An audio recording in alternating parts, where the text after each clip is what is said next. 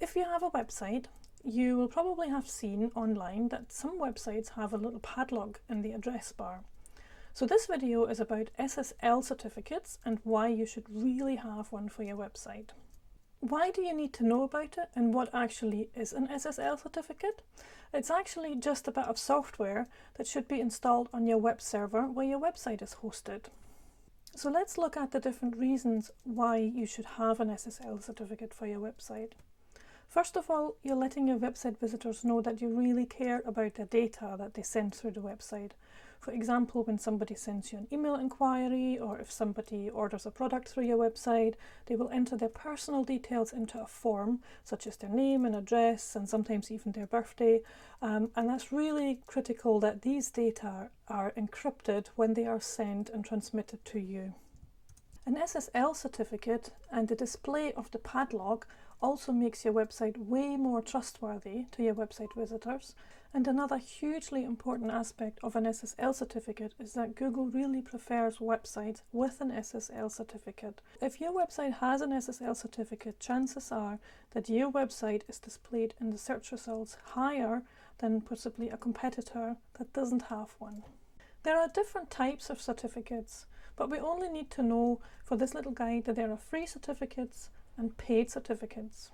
It's usually your website designer or your web hosting company that installs the certificate, and you can only install a free one if the name servers on your domain name point to the web hosting company.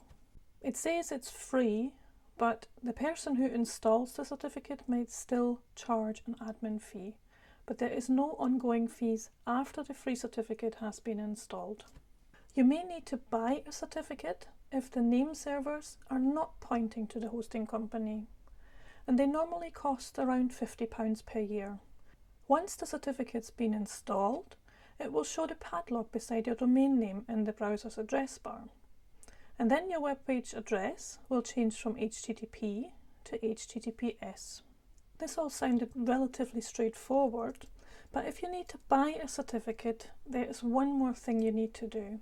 You need to set up a certain email address so that the authority who issues the certificate can send you a confirmation email to that email address. This email address is absolutely mandatory, and you cannot use one that's already set up. These email addresses are admin, or administrator, or hostmaster, or postmaster, or webmaster. You don't need to set up all of them. Just one of them is sufficient. There are different types of email addresses, such as POP3 and IMAP, or Exchange server email addresses, such as Microsoft 365 or Google Suite. If you use POP3, you can easily set up an additional email address or just a forwarder. If you use Microsoft 365, you can set up an alias, which is then forwarded to your main email address. You absolutely do not need to buy an extra email address.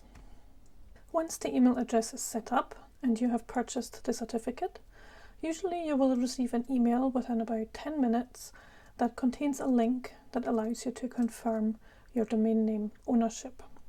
Sometimes you will receive an email with further instructions which you should forward to the webmaster, to the web designer, or the hosting company, who then needs to install a small bit of code to verify the domain ownership. Once this is done, the hosting company then installs the certificate for you, and this can take anything between an hour and 24 hours. So you're almost done now. The certificate is installed and ready on your website, and the last thing you should do is just to check if there are any hard-coded HTTP references that should be amended. So make sure if there are any links on your website that point to an HTTP location on your server, they should all be changed to HTTPS. And that's it really. So if you've bought your SSL certificate, make sure that the email address that you've set up remains in place, because you need to renew your SSL certificate once a year and the confirmation email needs to be sent again.